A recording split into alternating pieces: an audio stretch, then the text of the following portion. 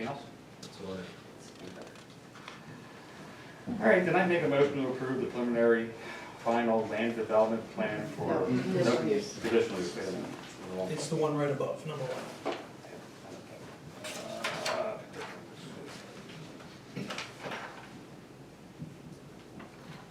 Are you missing the page? Yes. No, it doesn't. There you go. It just has the conditions that had been presented by Ken there at the top for the conditional use.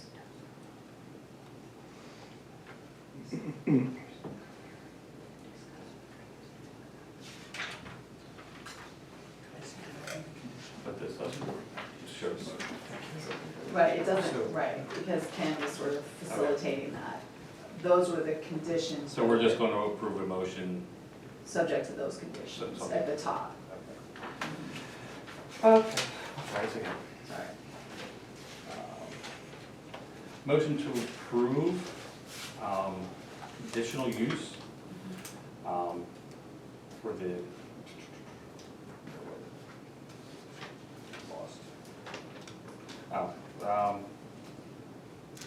for the 3-dog garage located 3029 and 3045 Big Road.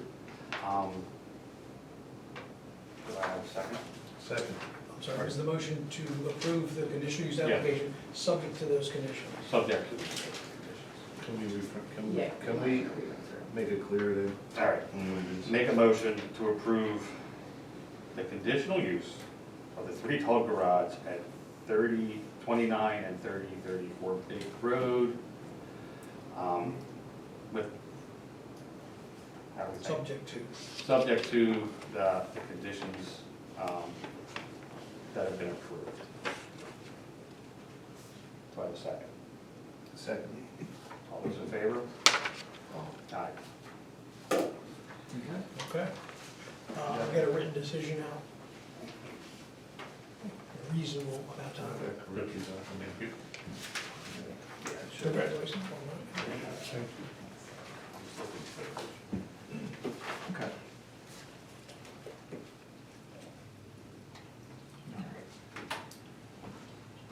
So now, correct me if I'm wrong,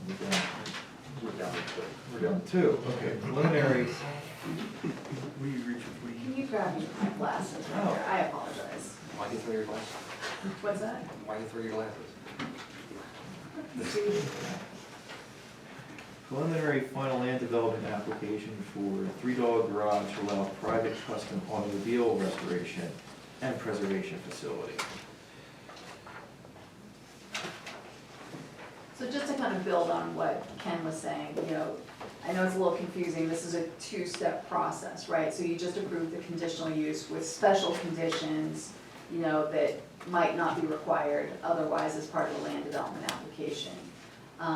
So now at this point, you know, you're gonna want to, you know, if you want the professionals to present or the applicant to present any additional details they can, or if you're comfortable with the information, you can certainly make a recommendation for approval.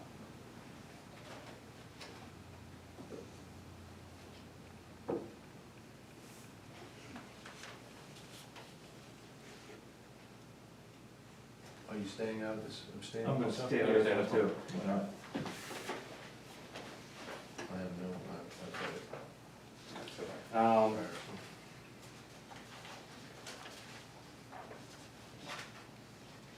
Can I just interject, has the township engineer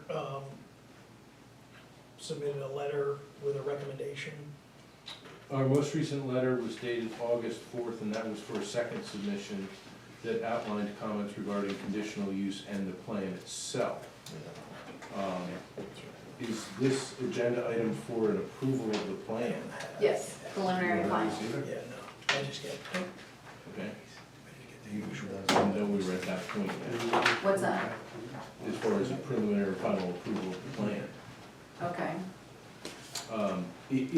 If the board's comfortable with that, then I would recommend that if it would be conditioned upon LTL's August 4th letter at least, and then we could proceed forward meeting those conditions of the letter that was prepared. okay. Comfortable with that? Yeah, that's fine, and I think it's also subject to the waivers that we reviewed the last time, and I think the board approved as well. So, Yeah. we have no problem with that condition. Okay. Any comments from the public?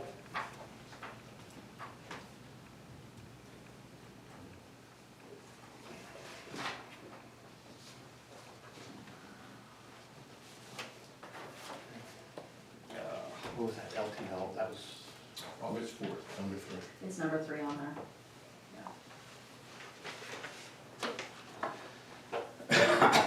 alright, I'll make a motion to approve the preliminary final land development plan for the 3-dog night garage located at 3029/3045 Big Road, subjected to the following conditions. Do I have a second? Do we want to read the conditions? Yeah, I probably. think that's a good idea. Yeah. Okay. Compliant with the conditions and the conditional use decision and order approved by the Board of Supervisors. Granting of the waivers requested in the letter dated August 10th, 2023. Compliant with the recommendations of LTL review letter dated August 4th, 2023. Compliant with the recommendations of the, how do you say his name? Thurkoff Design and Planning Letter dated May 11th, 2023, compliant with recommendations of the IES Engineers Review Letter dated June 16th, 2023. And applicant obtain all state and federal approvals as required for this project. Do I have a second? Second. All those in favor? Aye. You're up. All right, new business, resolution 2023. Thank you. Thank you, ladies and gentlemen. And thank you all. Thank you. Good luck. Good luck. Thank you. Okay, We'll do well. on to top. All right, new business, resolution 2023-07, authorization to dispose of documents.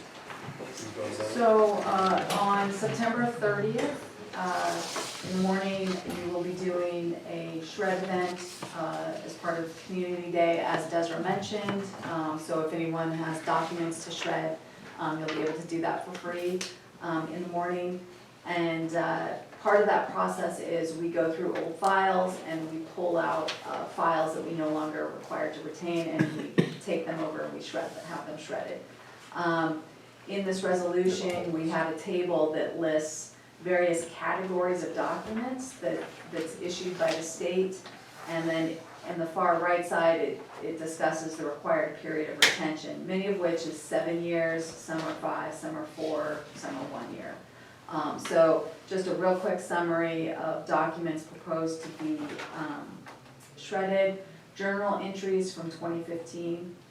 Accounts payable and paid invoices from 2000 and 2015, an annual audit from 2002, bank statements and CD statements from 2000 and 2015, water sewer deposits and Edmunds reports from 2015, payroll earnings and deduction registers from 2015, quarterly returns withholding federal income tax from 2015, quarterly statements of state and local 2015, time cards and attendance from 2002 and 2015, franchise, real estate transfer per capita, and EIT, LST tax records from 2015, collection details regarding per capita from 2015, real estate transfer records from 2015, tax receipts per capita real estate from 2015, tax collectors' monthly reports from 2015, and the tax collectors' returns from 2004 and 2005.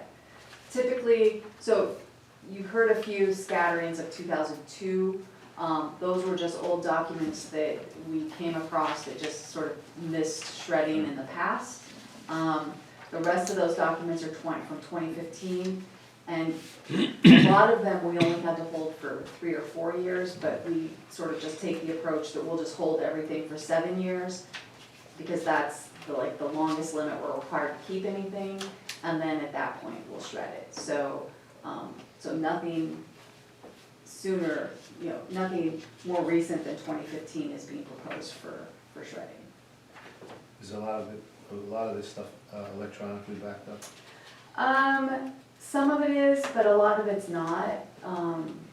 So especially, like, what's the one I was looking at, like water, sewer stuff, although, I mean, You can get it we all might, right. we might in the even be program. able, we might be able to get most of it electronically if we really had to. If ever needed, though, it's there.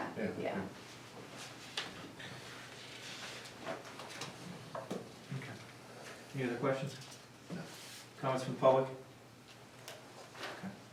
All right, then I will make a motion to approve resolution 2023-07 to authorize the shredding of the documents listed. Do I have a second? Second. All in favor? Aye. Okay. Minimum municipal obligation for township pension plan. So this is a required process that we have to do every September. The township has a pension plan for its employees, and we have to do calculations, a calculation worksheet, estimating what we think the upcoming year's salaries will be.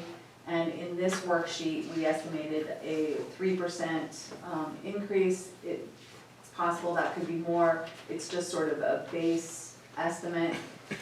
And so in this case, for 2024, we estimate $33,572 will be put into the pension plan for the employees.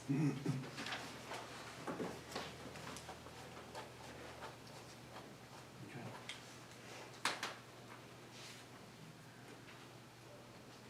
Any questions or comments? Nope. Okay. Any public comments? Okay. All right, then I will make a motion to adopt the minimum municipal obligation worksheet as presented, designating $33,572 as the minimum municipal obligation for 2024. Do I have a second? Second. All in favor? Aye. Okay. Appointment to Agricultural Advisory Committee. Okay, so at your meeting last week, I alerted you that we do have an application for a agricultural security area for a 10-acre property on Faust Road. So we have to activate our Agricultural Advisory Committee. So part of that is that a supervisor, one of the three of you, is required to be on that committee. So I would like the committee to meet September 28th, I believe, is what we're shooting for at 5 o'clock. But we need one of you to be appointed to the committee. So if you can make September 28th at 5 o'clock, then that's the first requirement for being on there.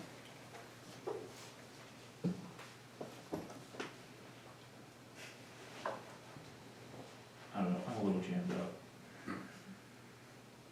Do you have availability, Ryan?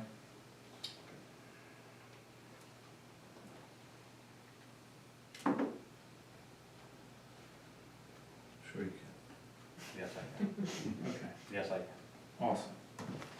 Thank you. All right, then I will make a motion to appoint Ron DiFrancesco to the Agricultural Advisory Committee. Do I have a second? Second. All in favor? Aye. Thank you. Thanks, Okay, Aye. resolution 2023-08. All right. 2023 budget amendments. So this was mentioned last week, just as a heads up.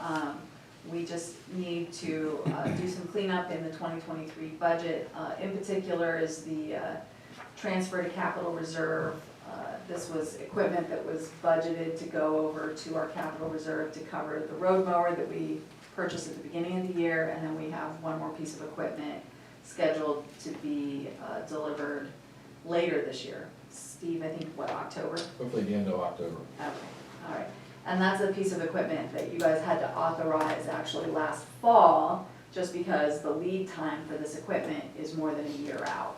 So, We're getting shorter, finally. yeah. So this is really just to kind of shift things where they need to be. We also are adding in here Parks Capital Purchase. That's a debit of $100,000 and a credit of $100,000. So this is to reflect the grant that we received earlier this year from the state. and for $100,000 for playground equipment. So the playground equipment has been ordered, so we wanted to get that in the budget. Capital for 3211 Big Road, this is for surveying of the property and kind of moving forward with plans for upgrading the house at the entrance to the property. Our legal line item is being adjusted upward $10,000, and we're using $10,000 from our fund balance to cover that. We had to send our attorney to court many times this year for a couple items, and so that was just more than we had budgeted originally. We also have $13,218.95 for capital purchase for a trailer. And then the EV charger is in here being off-balanced or offset by $9,000 of grants. The EV charger was $12,433, and so the difference will come from fund balance. So those are the amendments for the general fund. And then for Ivy Ridge, we are proposing $42,000 from general fund to cover the recent emergency repair that we had to do. Which will be repaid to that. Yeah, which we will have to set up a repayment plan from Ivy Ridge to the general fund, correct? Thank you. Any questions or comments? Okay. Public comments? Okay. I'll make a motion to adopt resolution 2023-08, 2023 budget amendments as outlined. Do I have a second? Second. All in favor? Aye. Okay. Long-term needs for 2024 budget and beyond. So this is the time when we are preparing to get going with budgeting for 2024. And if there are any particular sort of big ticket items that we should be aware of as we start this budgeting process, this is sort of the time where we ask you or ask the audience if there's any, big things that the township needs. So that's kind of what that item is. All right.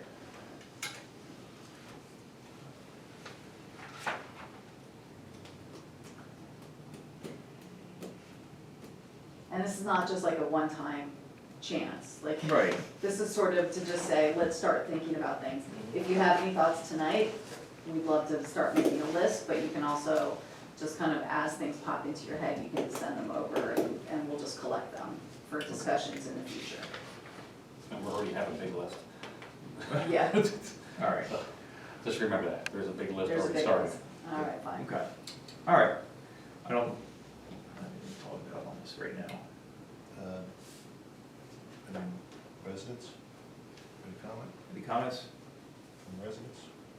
Okay. All right. Okay. Okay. Okay. All right, very good. Okay, number 6, we got Perkiomen Crossing Water Upgrade Project. So this has to do with, it started with the hydrant study that we had done and the proposal from that study to upgrade the water main through the development to increase the flow to the hydrants. It will require a second tank at the bottom and also upgrades to a significant amount of the equipment inside. The estimate for the project is about $1.5 million, which we have discussed. Back in May, I talked to the HOA,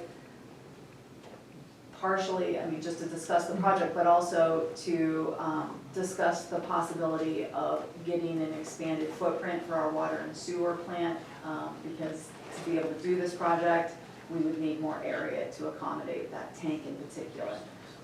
They seem to be relatively open to the idea. They wanted to know what the rate increase might look like with something like this. So, that's one thing that we would have to circle back to them.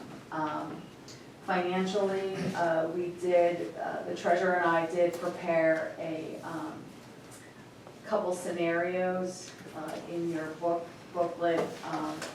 One scenario for the water budget is looking at a monthly increase of $4 per month of a flat fee and a $1 increase in consumption. So in other words, right now people pay a flat fee of $14 per month, and then they pay $6.25 per 1,000 gallons, right? So this scenario would be sort of a blending of those. It would be $4 added to the $14 per month plus $1 added to the $6.25 for consumption. For us to borrow the $1.5 million from Penvest, once it's fully kind of in place, the way that Penvest works, they give us a discounted interest rate the first year or two, which is like 1.5%, and then it jumps up to like 2 or 2.5, depending on, rates. So once it jumps up, the annual cost to the community would be $95,382, assuming we didn't get any grants and we financed the whole thing. So based on that, and with that increase of $4 a month plus the $1 for rates, we would be coming up slightly negative per year, roughly between $15,000 and $28,000 a year over the next few years. But we have nearly, I think, over $550,000 in fund balance, which is not allocated to anything. So that could help offset that cost. We also did a scenario where we increased the monthly rate, flat rate $8, and increased the consumption rate by 2, and that put the scenario in a pretty positive situation, but we're not sure that you would really need to go that far. We think that, there's a lot of different moving parts, but we think we could probably do the project closer to the lower proposed rate increase, just because currently we tend to have a bit of a surplus each year in water, which we've been able to, accumulate and invest. So we do have a nice reserve there for Perkiomen Crossing water, but we're currently making 4 to 5% return on that money that we have in the account there. So it would still make a lot of sense to borrow the full 1.5 from Penvest The lower interest at rate. the lower interest rate, and then use our reserves to help offset the repayment of it over time. So, if that's something you would like us to pursue more, we can. We can start crunching those numbers. If that $4 and $1 increase in consumption is kind of an amount that you think could work, I guess I would say, with the residents, and if we can show you how we can make that work financially moving forward with this project, then we can certainly go further along with that scenario. What's the terms for the penny? 20-year payback.